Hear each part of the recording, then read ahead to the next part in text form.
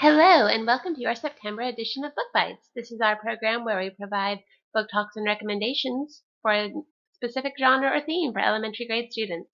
My name is Miss Karen, and this month, since we're all getting back into school mode, I am focusing on a wonderful genre that helps us learn as we read, historical fiction.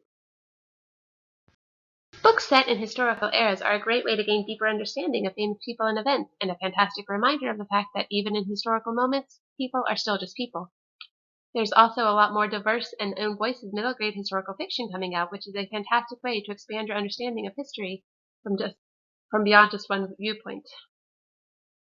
Historical fiction is often broadly defined as fiction set at least 20 years before the time it is written in, so while a book from the 1990s isn't historical fiction, it is entirely possible for authors writing now to write historical fiction set in the 90s, a fact that may make parents of this age group feel very old.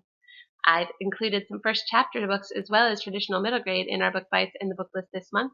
For younger readers, there are often compelling long-running series like the ever-popular Magic Treehouse books, where familiar characters help create a connection for a short look into many different time periods. In our middle grade selections, it's much more likely that they'll be standalone novels with a much deeper and more nuanced look at the events and the motivations of the people involved.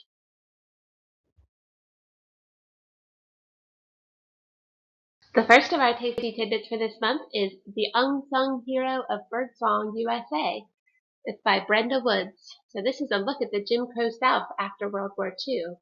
So a young white boy is saved from a bike accident by an older black man, Meriwether, and so the boy's father hires him as a mechanic in thanks. As the two get to know each other, the boy learns that Meriwether was a World War II veteran, but that he keeps his service a secret to avoid trouble for his family from the white people in town. This is a simple, sweet tale that can be a great introduction to talking about racism and the harm done by segregation and the KKK. And our narrator is just having his eyes open to the unfairness in his town, and it's a great place to start talking about some of the unfairness that we might see in the world around us today. Next, we have the start of a first chapter series, Julius Zebra, Rumble with the Romans. So this is a very silly book about a talking zebra, not just a striped horse, who finds himself transported from his watering hole to a Roman Colosseum.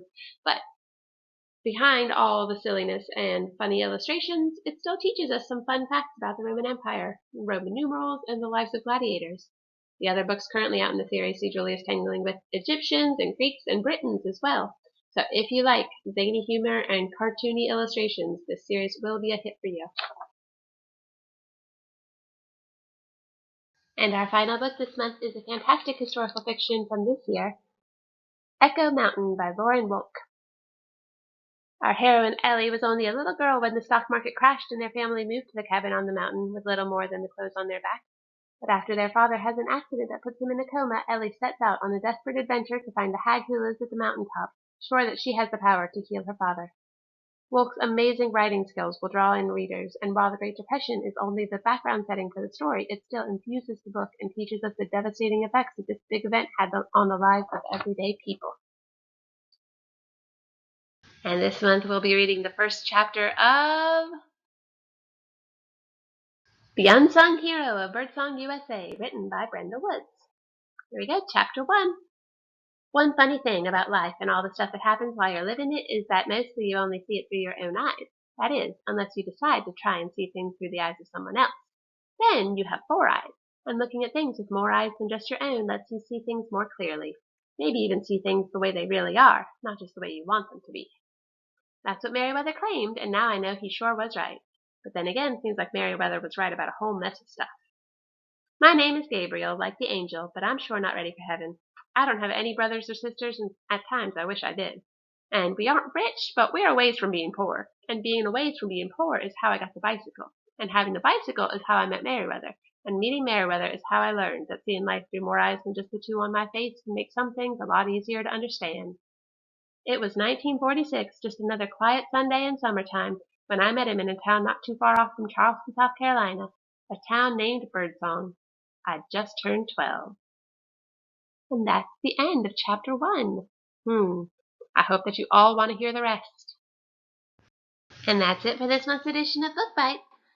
Don't forget you can find this book list and many others at wccls.bibliocommons.com on our Hillsborough Kids account.